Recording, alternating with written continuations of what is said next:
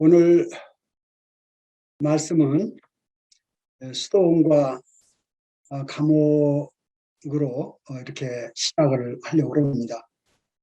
수도원과 감옥의 공통점은 세상과 분리라고 이렇게 생각하고 있고요. 다른 점은 수도원은 자의로 들어가는 곳이고 또 감옥은 타의로 들어가는 곳이죠. 이 수도원과 감옥을 변화시키는 그런 변화시킬 수가 있는 점에 대해서도 좀 생각을 해볼 수가 있겠습니다. 수도원에 있으면서 감옥으로 느끼면은 정말 감옥같이 되고요. 감옥에 있으면서도 수도원으로 생각하면은 수도원이 될 수가 있습니다. 감옥을 수도원 이상으로 이렇게 생각하고 삶을 산 분들이 꽤 많이 있습니다. 털로 역정의 저자인 존 버년, 또 인도의 유명하신 간디, 만델라, 뭐 많이들 있어요. 찾아보면은. 참고로 존 버년의 생애를 한번 이렇게 간단하게만 좀 보겠습니다. 1628년 11월 28일 태어나서 1688년 8월 30일 소천했습니다. 약 60년을 사셨네요. 대장장이의 아들로 태어나가지고 대장장이가 되었습니다. 초등학교 밖에 졸업을 못했고요. 복음을 깨닫고 복음 전도자가 되었습니다. 당시 영국의 국왕이었던 찰스 2세가 기독교를 탄압할 즈음에 복음을 전하다가 체포가 돼가지고 12년 동안 감옥 생활을 했습니다. 감옥에 들어오기 전에는 복음을 전하느라고 바쁘게 이렇게 생활을 해서 자기를 이렇게 돌아볼 그런 시간들이 별로 적었던 것 같아요. 그런데 이제 감옥에 들어와 가지고 시간이 나니까 주님과 교제하는 가운데에서 이 기독교 문학의 최고 걸작인 철로 역정을 집필하게 됩니다. 이 철로 역정은 성경 다음으로 많이 읽혀진 그런 책이죠. 이 존 버년은 감옥이 아니라 바로 하나님과 교통하는 그런 장소였고, 또 이 감옥은 철로 역정을 짓는 그러한 산실이 되었던 것을 보게 됩니다. 저희가 지금 이 세상에 살고 있죠. 좋은 환경에 사시는 분도 그중에는 있지만은 대부분이 이 세상은 어려운 환경 가운데 많은 분들이 지내고 있습니다. 그런데 이 어려울 때 대개 구원을 받지 않습니까? 그리고 어려울 때 영적인 성장을 이루게 됩니다. 생각하기에 따라서 바로 이 환경이 달라질 수가 있다는 것을 말씀을 드립니다. 성도님들은 어떠세요? 지금 환경이 좋은 환경이십니까? 어려운 환경이십니까? 저는 이렇게 생각해요. 이제 성도님들은 환경에 대해서 자기 주어진 환경에 대해서 좋게 생각하시는 분이 많이 있으리라 생각합니다. 어떤 환경이든지 하나님을 향하면은 그 환경은 바로 하나님 계신 곳이 되고 좋은 처소가 되리라고 생각을 해봅니다. 간단하게 오늘 수도원과 감옥으로 시작을 했습니다. 오늘 말씀을 좀 같이 좀 보겠습니다. 골로새서 4장 14절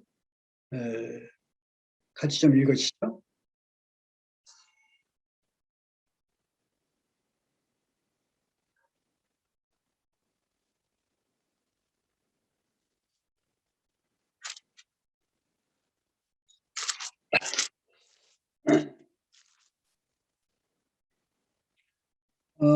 찾으셨으면 같이 좀 읽겠습니다.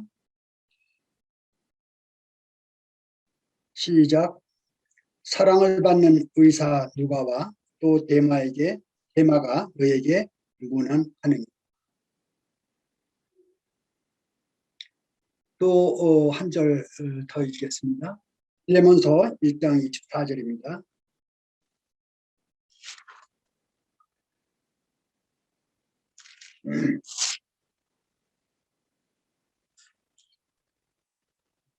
시작. 또한 나의 동역자 마가, 아리스타고, 데마, 누가가 문안하느니라. 마지막으로 한 기절만 더 읽겠습니다. 디모데후서 4장 10절 11절입니다.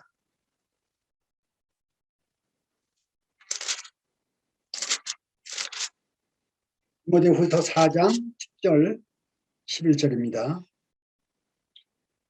시작. 대마는 이 세상을 사랑하여 나를 버리고 데살로니가로 갔고, 그레세게는 갈라디아로, 디도는 달마디아로 갔고, 누가만 나와 함께 있느니라. 내가 올 때에 마가를 데리고 오라. 그가 나의 일에 유익하니라. 요 세 기절을 읽었는데요.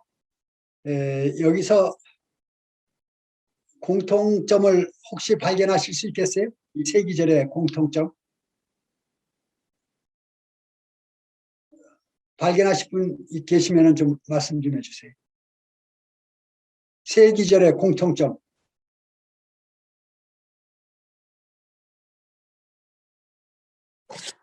대마와 누가가 나옵니다. 누가에 대해서 제가 말씀드리려고 합니다. 그 오늘 말씀을 누가의 생애에 대해서 말씀을 드리려고 해요. 지난해 누가복음 1장 우리 중에 이루어진 사실에 대해서 말씀을 전하면서 누가에 대해서 잠깐 교제한 적이 있어요. 오늘은 다른 관점으로 발표를 하고 있습니다.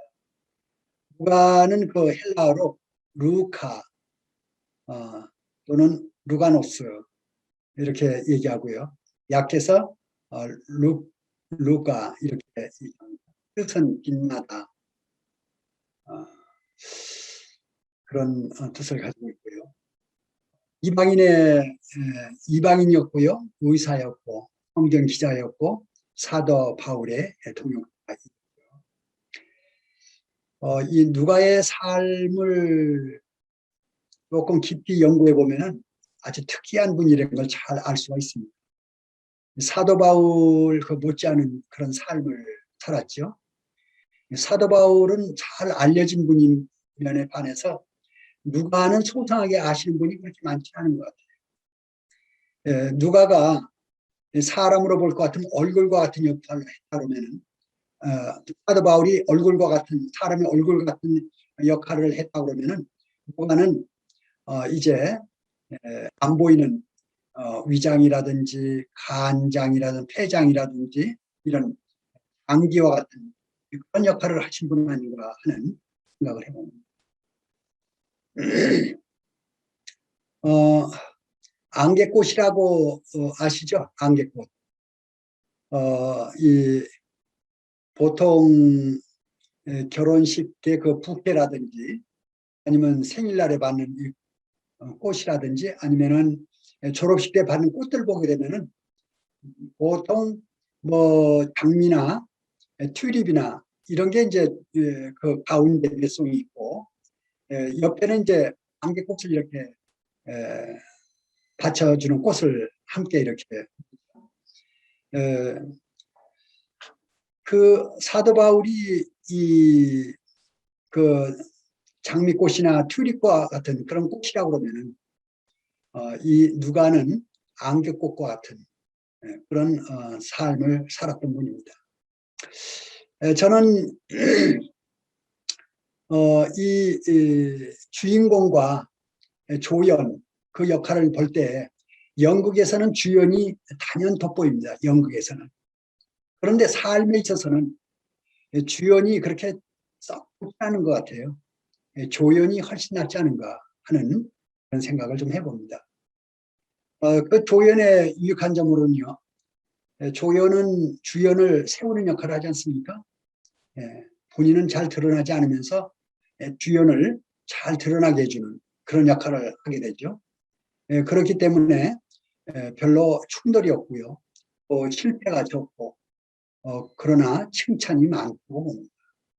우리 인생이 이런 조연 역할을 잘 한다 그러면 얼마나 훌륭한 삶인가 하는 그런 생각을 하게 됩니다. 이 누가는 바로 이런 연이 아니라 조연을 한 그런 생각을 해보게 됩니다. 그리고 이제 누가 지난번에 말씀을 드렸습니다만 누가에게 있어서 빼놓을 수 없는 것이 성경 기자이지 않습니까? 성경 두 권을 기록했죠. 제3복음서인 누가복음, 또 사도행전 이렇게 기록을 했는데 누가복음이 약 56페이지, 사도행전이 한 52페이지 써가지고 108페이지 정도 돼요. 그러니까 이 신약 성경이 423페이지인데 4분의 1이 넘게 썼어요. 사도 바울이 쓴 성경이 13권이지 않습니까? 다 합치게 되면 한 100페이지 정도 가까이 되는데 이 누가가 쓴 이 성경이 사도 바울이 쓴 서신서하고 거의 복음갈 정도로 4분의 1 정도를 썼습니다. 참고로 사도 요한이 성경 5권을 기록을 했는데 약 81페이지가 되죠. 이 누가는 성경 기록에 있어서 으뜸이라 볼 수가 있습니다. 그리고 그 누가복음이라든지 사도행전, 특히 이 누가복음 문체를 보면 참 아름다워요. 그 아름다운 그 문체를 보면은 이 누가라는 분이 참 아주 높은 교양을 가졌던 성도님이셨지 않겠는가 하는 생각을 해봅니다.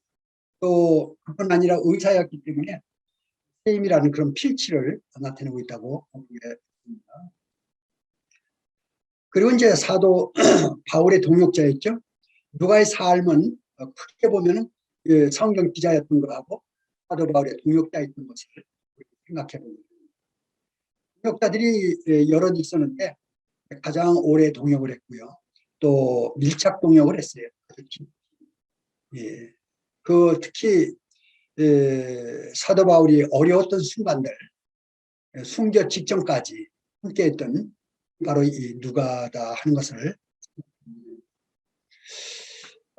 이 사도 바울이 누가에 대해서 기록하기를 위에서 읽었습니다만 골로새 4장 14절에 사랑을 받는 의사 누가라 했습니다.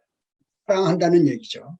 사도 바울이 마음속으로 사랑했던 사람 여러 사람이 있을 겁니다. 그 중에 하나가 이 누가였다는 것을 생각합니다.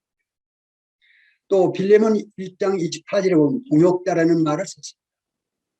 사도 바울의 참 많은 부분을 정말 그림자와 같은 그런 역할을 했는데 많은 부분에 동역을 했죠. 그래서 사도 바울의 동역자이죠. 디모데나 디도 참 훌륭한 동역자들이 있죠. 그렇지만은 많지가 않은 약 18년 정도, 제가 계산해 보니까 한 18년 정도 되는 것 같아요. 18년 정도를 함께 동역을 했더라고요.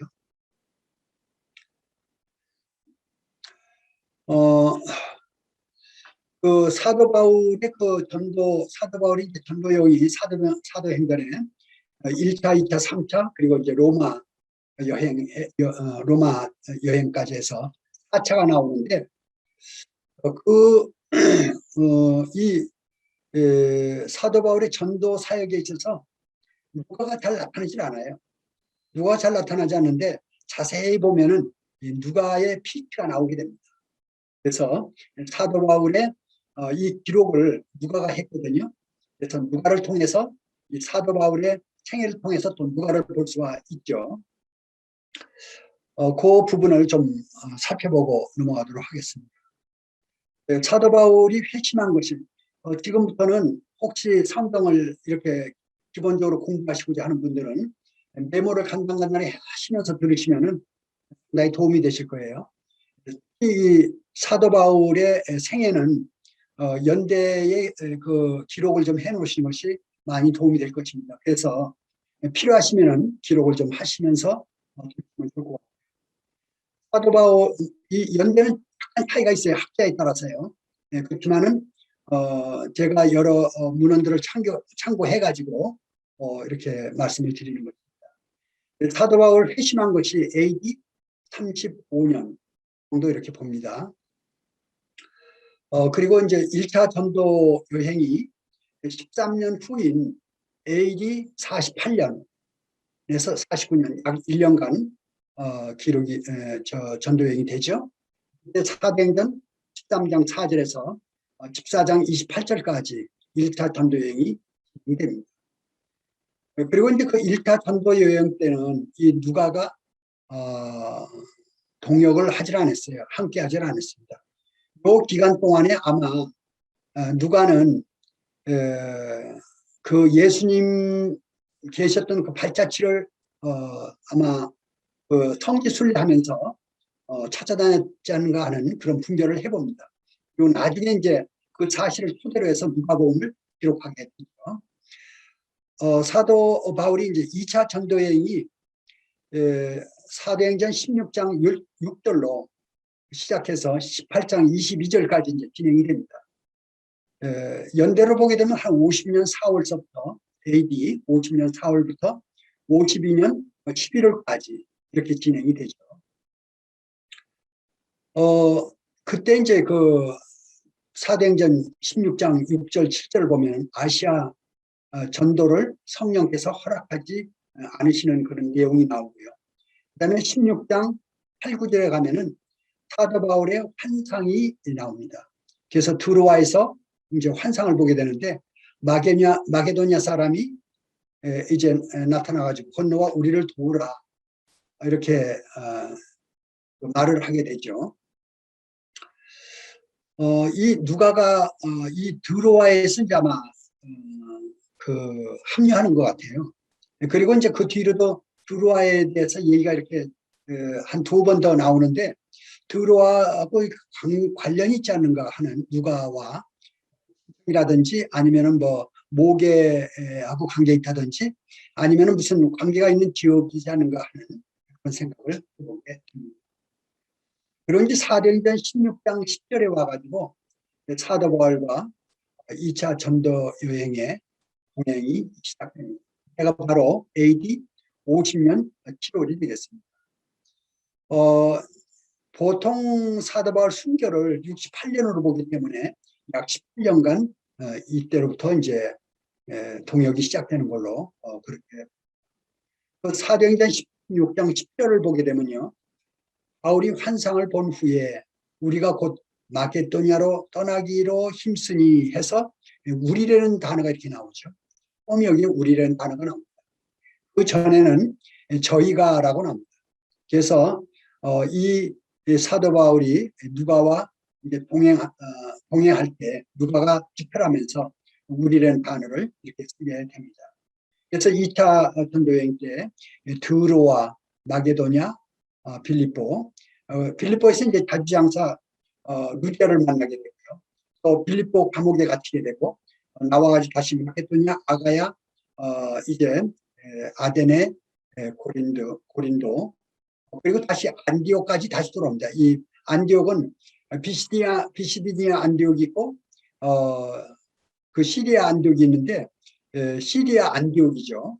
시리아 안디옥에서 이제 그 전도 여행이 시작되지 않습니까? 그 시리아 안디옥으로 돌아옴으로써 이 2차 전도 여행이 끝나게 됩니다.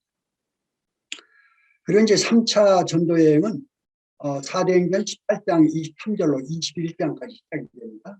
연대로서는 이제 53년 봄에서부터 57년 5월까지 이렇게 됩니다. 사도행전 20장 7절에서 12절 보면은 이제 드로아에서 또 그 강론하는데 늦게 그 강론함으로 유두고가 졸다가 3층 창문에서 이렇게 떨어져 가지고 죽은 거를 내려와서 살려놓는 그런 사건이 벌어지죠.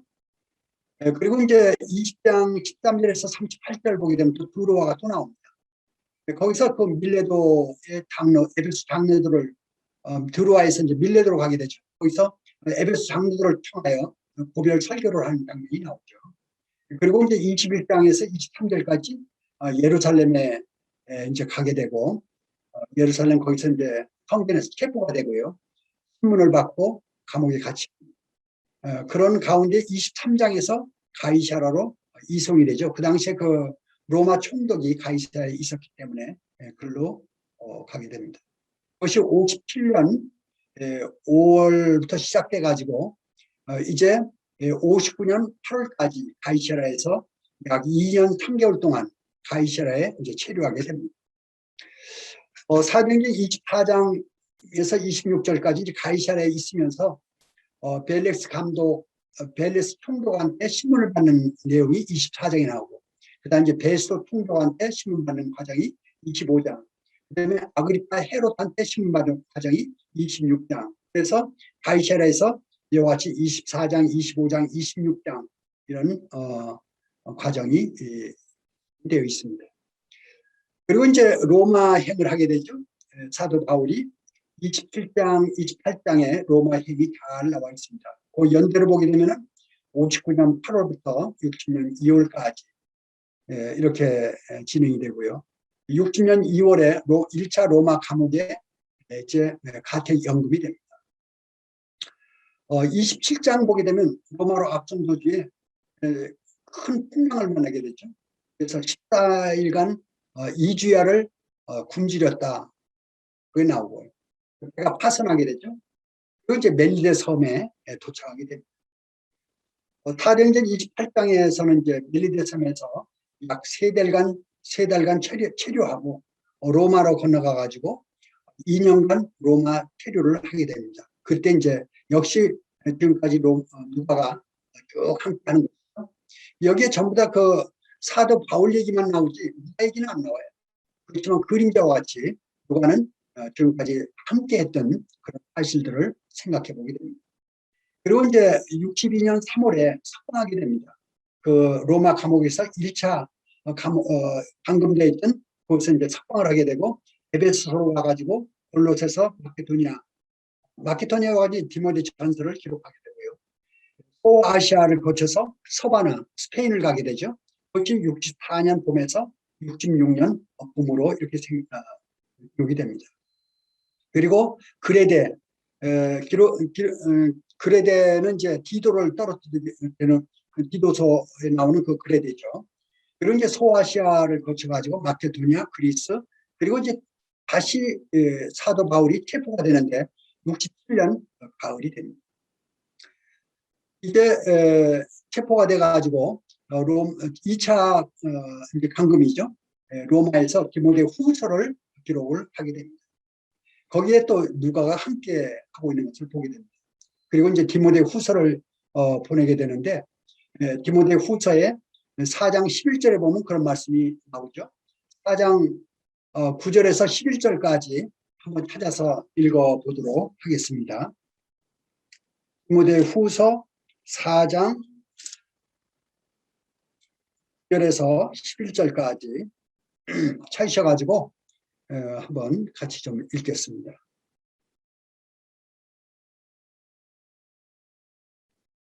찾으셨으면 같이 좀 읽고요. 시작. 대만은 이 세상을 사랑하여 나를 버리고 데살로니가로 갔고 그레세게는 갈라디아로 디도는 달마디아로 갔고 누가만 나와 함께 있느니라. 내가 올 때에 마가를 데리고 오라. 그가 나의 일에 유익하니라. 예. 구절을 뺐네요. 너는 어서 속히 내게로 오라. 예, 구절이죠. 그래서 이제 이 마지막 장면이 이렇게 기록이 되고 있는데 누가만 나와 함께 있다. 그래서 누가가 이 사도 바울의 말년에 함께 있었던 유일한 사람이다 하는 것을 보고, 그리고 이제 곧 이때가 이제 67년 가을 무렵인데 겨울을 지나고 68년 봄에 봄에 이제 순교를 당하죠. 순교를 당하고 2년 후 70년 9월 2일에 이제 예루살렘이 로마에서 함락이 되는, 멸망이 되는 그런 사실을 우리가 알게 됩니다. 여기까지 이 사도 바울의 그 생애가 드러나고 누가는 감춰져 있어요. 그렇지만 그 사도 바울의 그 선교 여행 그 뒷면에 누가가 그림자와 같이 따라다니면서 이 사도 바울의 건강을 돌봐주고 또 여러 가지로 이제 동역해주는 그런 그 삶을 살았던 분이 누가다. 그래서 이 누가는 사도 바울의 이 전도 여행, 선교 사역에 그 뒤에 감춰져 있던 인물이다 하는 것을 우리가 생각하게 됩니다. 이 누가의 삶에 대해서 좀 조명을 좀 해보려고 합니다. 누가가 어떻게 구원받았는지는 나와 있지 않아요. 누가가 그 초대 자료에 보면은 루가누스를 누가라 이렇게 한 약칭으로 불렀는데 그 당시 이름에서 누가를 노예로 보는 그런 그 학설들이 있어요. 그래서 누가는 해방받은 노예 아니면은 조상이 선조 아버지나 할아버지가 노예였던 그런 분이 아니겠는가 하는 그런 분별들도 있어요. 하여튼 이 누가는 그렇게 좋은 환경은 아니었지 않는가 하는 생각을 좀 해보게 됩니다. 의사였지만은요. 그 누가의 그 전반부를 살펴보기 위해서는 사도행전 초반부를 이렇게 봐야 되는데요. 사도행전 그 이제 8장에 보게 되면은 스데반이 순교가 일어나게 됩니다. 7장 마지막 부분에서요. 그리고 이제 8장에 놓으면서 그런 얘기가 나오죠. 예루살렘에 큰 피박이 일어나가지고 사도들을 제외하고는 성도들이 다 흩어지게 됩니다. 유대와 사마리아와 이제 이방 땅으로 제자들이 흩어지고 이제 사도들만 예루살렘에 남아 있게 되죠. 그 사실이 사도행전 8장 1절에 기록이 되어 있습니다. 사울은 그가 죽임을 당함을 마땅히 여기더라. 그날에 예루살렘에 있는 교회에 큰 박해가 있어 사도 외에는 다 유대와 사마리아와 모든 땅으로 흩어지니라. 그래서 이제 이 7장에서 스데반의 설교가 나오고 스데반이 이제 순교당하는 장면이 나오죠. 그리고 이제 제자들은 모두 흩어지게 됩니다. 흩어졌을 때 그들이 나가서 이제 복음을 전했겠죠. 그 복음을 전할 그 시기가 언제냐면은 그 스데반이 순교가 35년 AD 35년 4월 그때가 되고요. 그리고 이제 그 41년 AD 41년이 바나바가 이제 그 사도 바울을 다소에 가서 데려오는 시점이 41년입니다. 그래서 35년과 이 41년 사이에 그 안디옥 주위로 이제 복음들이 이제 퍼져나갈 때 이 누가가 그 당시에 구원을 받았지 않겠는가 하는 그런 생각을 좀 해보게 되는데 초대 전승에 의하면은 누가가 시리아 안디옥 출신으로 안디옥에 있었던 것으로 그렇게 분별을 합니다. 그래서 안디옥에 복음이 전파될 때 그때 구원을 받지 않았겠는가 하는 그런 그 분별을 해보게 되고요. 41년에 이제 바나바가 안디옥에 파송이 되어가지고 43년 봄에 아까 제가 말씀을 좀 잘못 드렸네요. 43년 봄에 사도 바울을 이 바나바가 안디옥으로 데려오게 되죠. 그리고 50년 7월 2차 전도여행 때 이 누가가 바울과 합류를 한 것을 보게 됩니다. 성지 순례와 이 누가복음 특별에 대해서 우리가 좀 생각을 해볼 수가 있는데요. 누가가 구원을 이제 아마 35년에서 41년 사이에 받았지 않겠는가 하는 생각을 해보게 되는데 누가가 이제 구원을 받고서는 아마 저희는 이제 입장이 같죠. 아마 그 구원을 받은 다음에 예수님에 대해서 이 누가가 마음을 아마 썼던 것 같습니다. 그때는 이제 예수님이 그 돌아가신 지가 얼마 안 됐기 때문에 뭐 길어야 십몇 년, 10년 좀 넘어 이렇게 됐을 그런 시점이기 때문에 예수님에 대한 생각을 하고 성지 순례를 시작했지 않습니까? 이 생각을 해봅니다.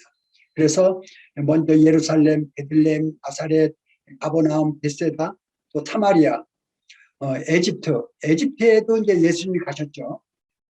뭐 확실치는 않지만은 에집트에도 예수님이 머물러 있던 그런 그 성지가 있다고 그래요. 하여튼 누가는 예수님이 다니셨던 곳을 몇 년에 걸쳐서 뭐 모르겠어요. 시간을 10년이 될런지 몇 년이 될런지 굉장히 찾아다니면서 그런 성지순례를 했을 줄로 압니다.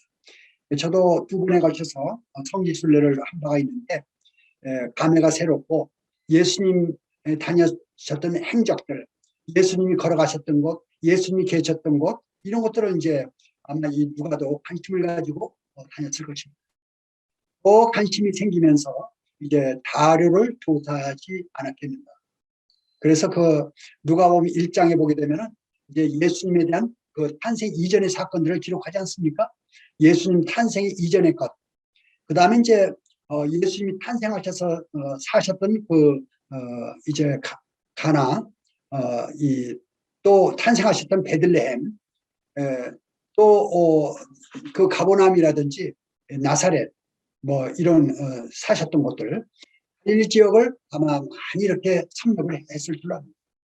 그러면서 이 누가는 마음 가운데 예수님에 대한 그 생각으로 이렇게 젖어서 많은 젊은 날을 보내면서 그 예수님 지나다녔던 그 행적들을 살펴봤지 않겠는가 그런 생각을 합니다. 그것이 바로 나중에 이제 누가복음이 된 것이죠. 물론 여기에는 저는 그런 생각을 해봅니다. 주님께서 이 누가의 삶에 관여하시고 관심을 일으키시고 또 추구하게 하고 그리고 이제 때가 되었을 때 성경을 집필하도록 아마 성령이 적극적으로 도와주시지 않겠는가 이런 생각을 해보게 됩니다. 저는 이 누가에 대해서 이렇게 보는 이유가 이름 없는 사람이었는데 이 기독교 사회에 참 큰 영향을 미쳤어요. 누가복음을 통해서 얼마나 많은 사람들이 또 더 자세하게 주님을 공부했을까 하는 생각과 또 사도행전을 통해서 얼마나 많은 사람들이 사도행전을 통해서 그 사도들의 행적을 봤을까 하는 것을 생각해 보게 됩니다. 그 누가는 저와 여러분과 다를 바 없는 그냥 평범한 사람이에요. 뛰어난 사람도 아니고 그런 그 누가가 이 누가복음을 기록했다는 이 사실이 이게 적은 것이 아니구나 하는 생각을 해보게 됩니다.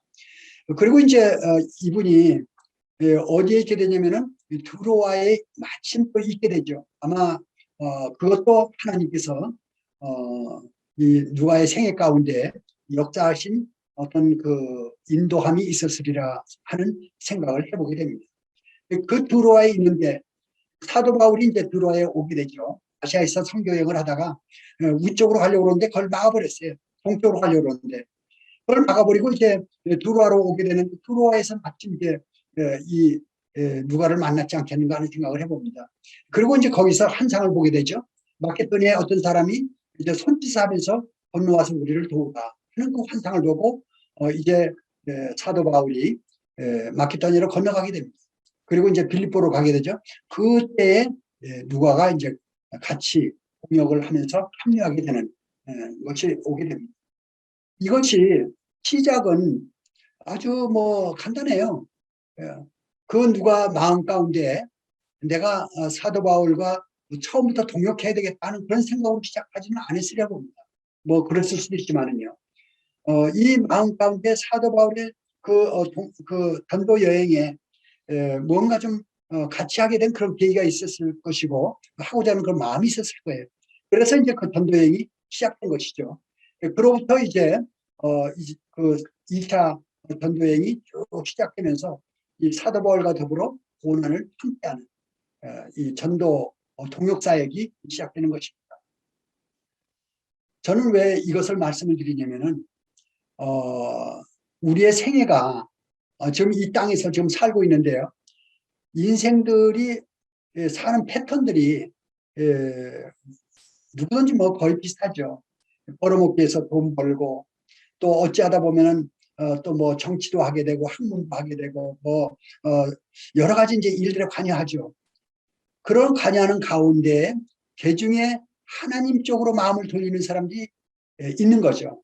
그래서 구원받게 되는 것이고, 그 구원받다 보니까 또 하나님 우리 주 예수 그리스도에 대한 관심이 생기고, 관심이 생기다 보니까 다른 사람보다 특별히 관심 있는 분들이 성경을 읽게 되고, 뭐 그 당시에 이제 뭐 구약 성경밖에 없었습니다만은 누가나 사도 바울 때 그렇지만 우리는 이제 신약까지 있으니까요. 그리고 성경에서 이제 공부를 하다 보면 우리 주님에 대해서 더 많이 알아가고 또 주님께서 하시는 일에 동역하게 되는 그런 일들로 나서게 되죠. 이 세상 일들은 지나가고 있는 거 아닙니까?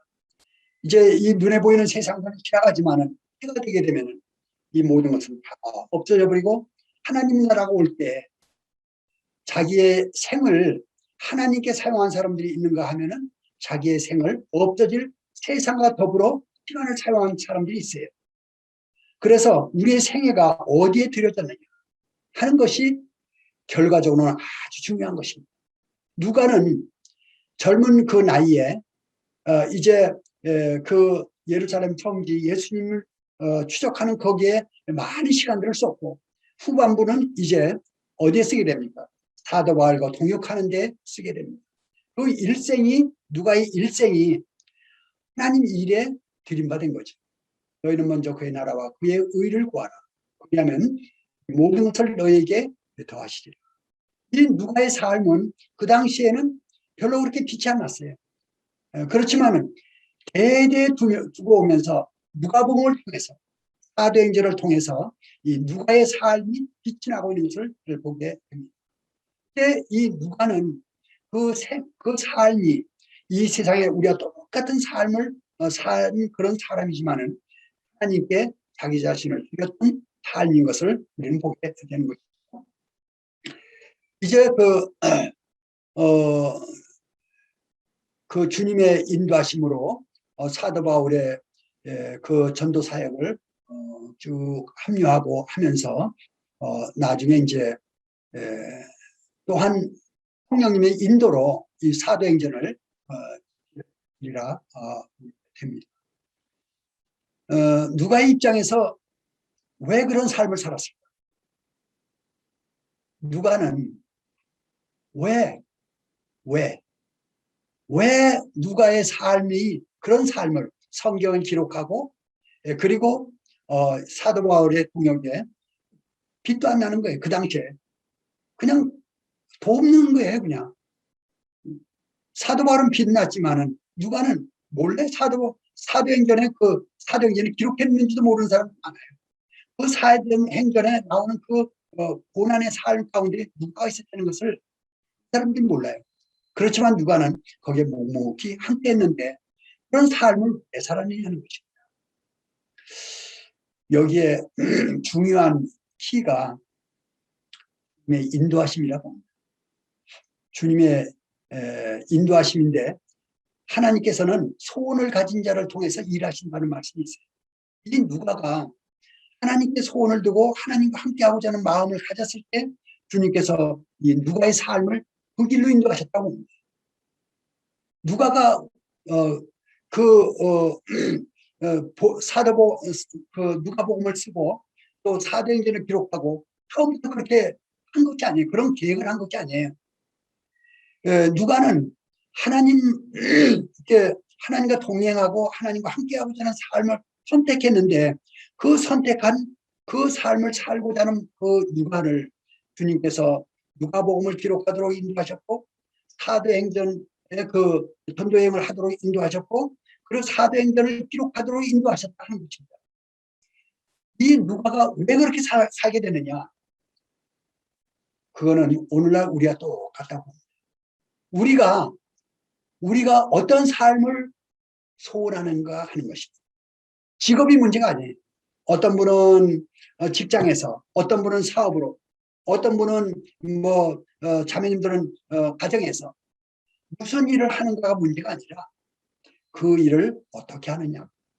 그래서 주님과 함께 하느냐, 내 마음대로 하느냐, 내 기준으로 내가 선택하느냐, 나의 길을 내가 계획하느냐. 누가는 자기의 길을 누가복음을 기록하려고 계획하지도 않았고 사도행전을 쓰려고 계획하지도 않았다고 저는 그렇게 봅니다. 주님께서 누가복음을 쓰게 하셨고 사도행전을 쓰게 하셨다고 저는 그렇게 봅니다. 누가는 한 것이 뭐냐? 주님과 함께하고자 하는 마음을 가졌다는 그것이 바로 이렇게 만드는 결과를 가졌다는 것이죠. 그래서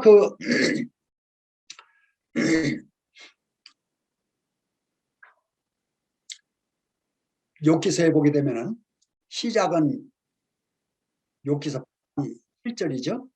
내 시작은 미약하였으나 내 나중은 힘이 창대하리라. 이런 말씀이 나오죠. 내 시작은 미약하였으나 내 나중은 힘이 창대하리라. 이 누가의 삶은 시작은 아주 이렇게 미미했어요. 내가 주님을 더 알아보리라. 관심이 있었던 것이 주님에.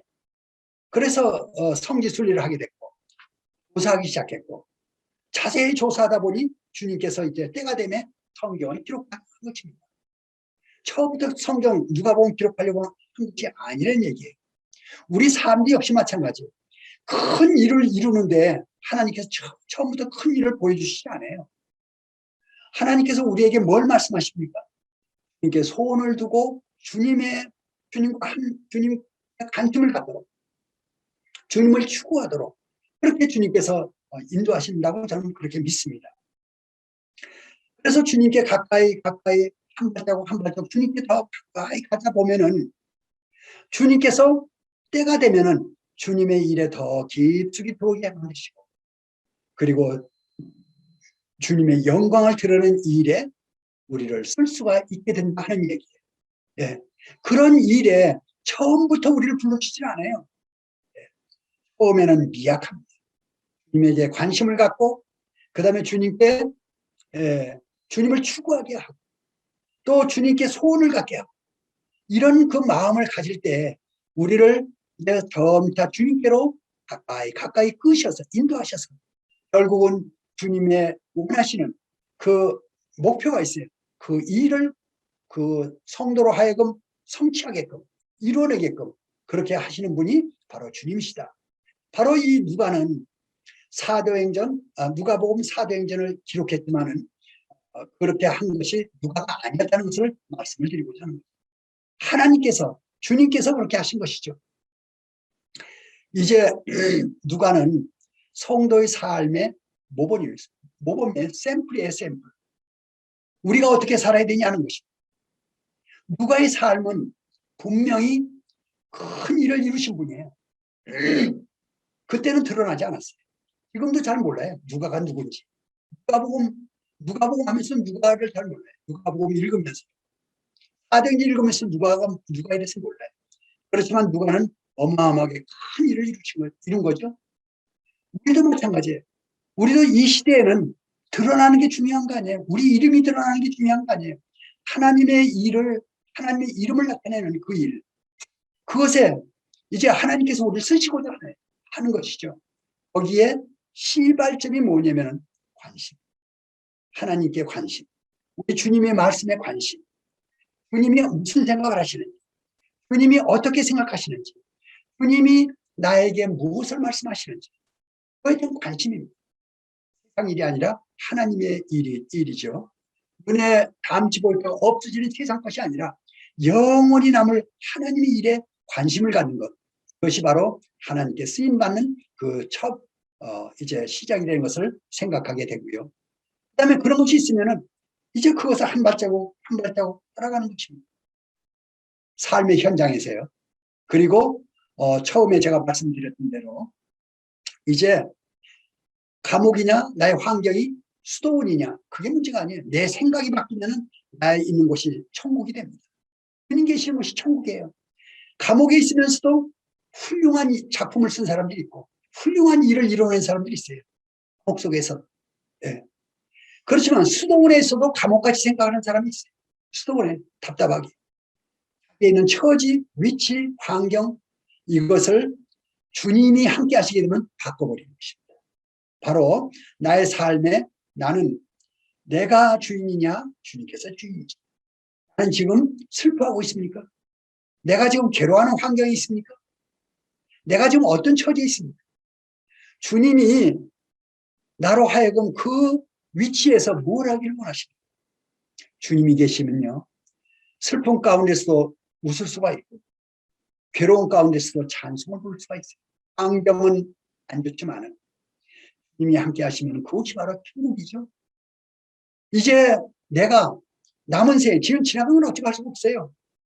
이제 남은 이 나의 삶을 영원한 삶에 얼만큼 드릴 수 있는지. 하나님께서요, 지금 이 순간에 저에게 영아, 이거 큰 일이다, 이거 해라, 이렇게 말씀 안 해요. 주님한테 관심을 갖게 하는, 주님의 말씀을 듣고 싶은 마음, 주님 말씀을 읽고 싶은 마음. 그래서 아침에 일찍 일어나는 것, 그리고 중간중간 하나님 말씀에 귀를 기울이는 것, 그리고 그 시마다 때마다 주님께 관심을 나타내는 것. 이것이 삶의 현장에서 나를 주님과 함께 하게 하는 그 원동력이지 않는가 하는 마음을 갖고 있습니다. 지난 금요일 날 자매 이모가 소천을 했습니다. 코로나가 오기 직전에 분당교회 전도 집회가 있었죠. 윤경기 형제님 모시고 했던가요? 나네. 저기